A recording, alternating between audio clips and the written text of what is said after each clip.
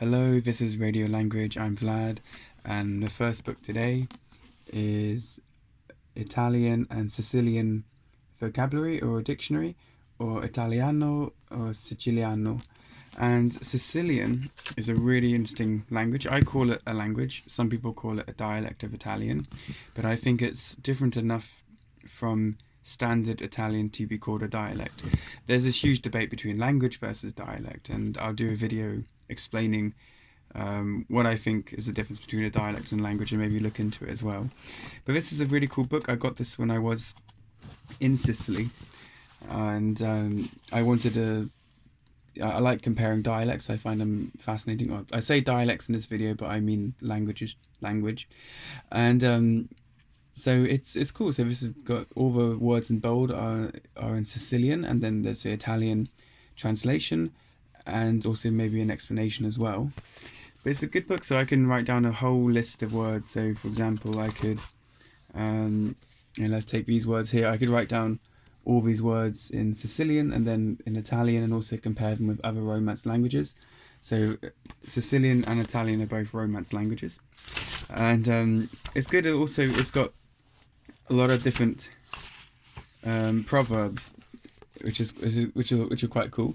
So you've got in bold in Sicilian, and then in underneath is the Italian translation.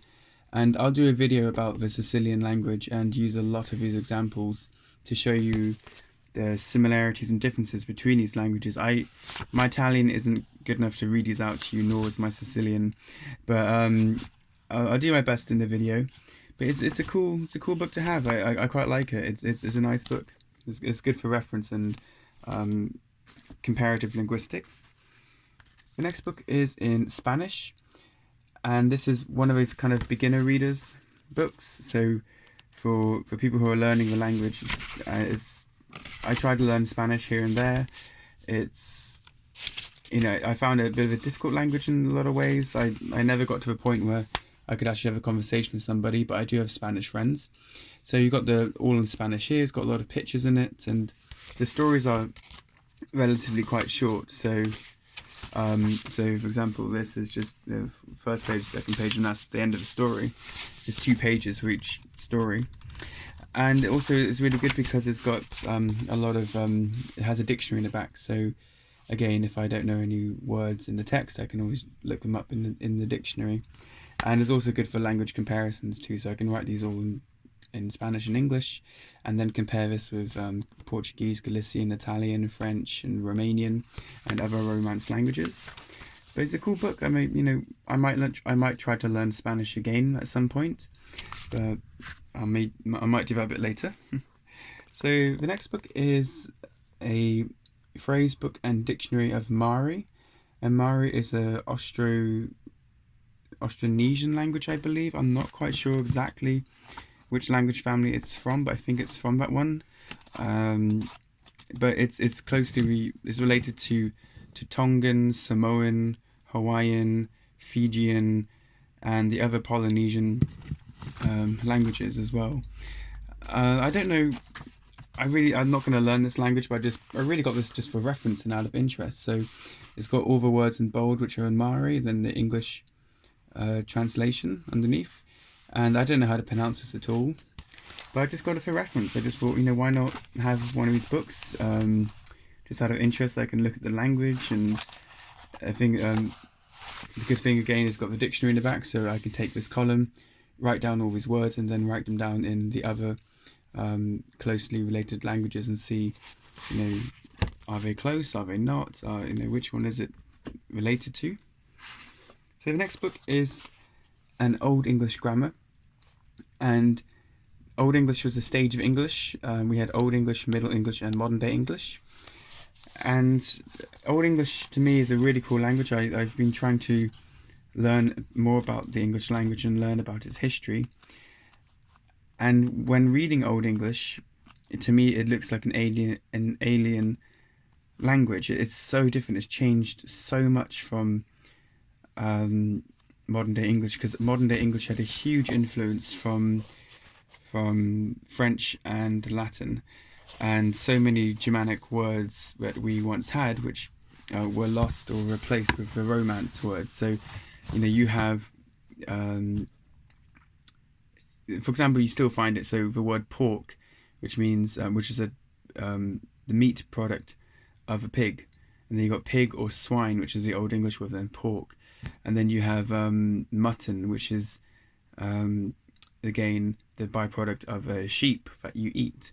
So you eat mutton, but so it's strange. I'll do a whole video explaining that, and doing a video about Old English, and looking at the differences and similarities. I mean, we still have a lot of words from Old English. I mean, it's not that alien, but when you first look at it, it is quite strange language. So here we got just sort of an example of this book. I'll use in my video about Old English. I'll probably use a lot of examples from this book. The next book is pretty cool. It is a Anglo-Saxon dictionary. So Anglo-Saxon is another name for Old English, and this is basically an Old English dictionary. And this is really cool. I found this in a charity shop. I was just looking around and I saw this, and it was like, yep, I'm going to buy this. I don't really care about how much it cost. Actually, it was quite cheap, £10, not that expensive, but worth it. But it's really cool. So I could write down all of these words in Old English and then compare them with the modern day English. And this book will definitely come in use for studying Old English, looking at how it's changed. Also, any videos I do about Old English, a lot of my words will come from this dictionary. So it's a really cool find. I'm very glad I found it. It's also a really nice book. I really like the book. The next book is a Dutch reader, or Nederlands as it's known, and I got this because I was trying to learn Dutch, and I was also just interested in languages, and I find the Dutch language quite fascinating. I really like it. It's very close to English. It's a Western Germanic language. It's far closer to German, but it is close to English in a lot of ways. I think if I ask somebody on the street how, is English and Dutch close, people probably would look at me thinking, what? Not really, without looking at it, it's not always obvious how close it is. So I'm going to do a video about the Dutch language, or about the Netherlands language, and do a comparison video between English and Dutch, because I think they are very close to each other, but I just think we don't really realise that, and it's not obvious. But it's a cool book to have. So I mean, this is a Dutch reader book, so it might be, I don't know what level this is, but I mean, out of this text I could probably only understand maybe 30% of the words, and I was learning Dutch for a little bit. I can speak some basic Dutch. I can read signs and things, or little things like that. So I'm rambling a little bit, but it's a cool book. And the last book today is quite a cool book, and this is in Frisian, which is a language spoken in Friesland in the Netherlands. And I think this is just fairy tales, or just different stories, all in Frisian. And Frisian is the second closest living language to English. It's from the Anglo-Frisian branch of a Western Germanic language, along with English. Old English and Old Frisian were very close to each other, but modern day English and Frisian are quite distant. But sometimes I can understand Frisian better than I can understand Dutch, and I think that's just because it is a little bit closer.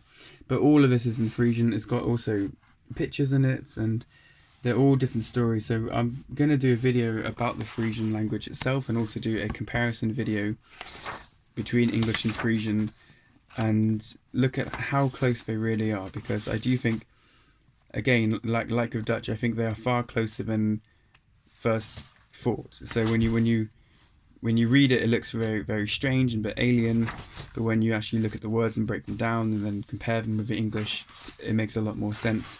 So I'm rambling a little bit, like I do, but thank you so much for watching. I really hope you enjoyed this video. Until next time.